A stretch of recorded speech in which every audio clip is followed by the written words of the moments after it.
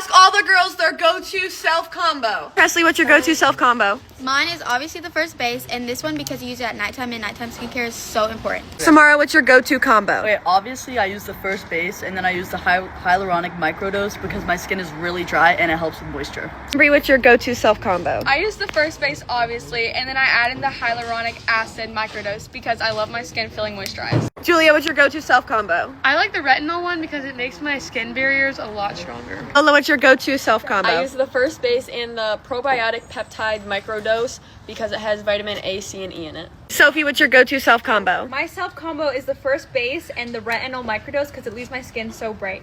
Tallulah, what's your go-to self combo? My go-to self combo is obviously the first base and then the hyaluronic acid as it makes my skin feel so hydrated. Kendall, what's your go-to self combo? Mine is the base and the probiotic peptide because it helps reduce wrinkles and fine lines. Brian, what's your go-to self combo? The first base in the hyaluronic microdose because I'm a swimmer, so my skin gets really dry, so I need the hydration.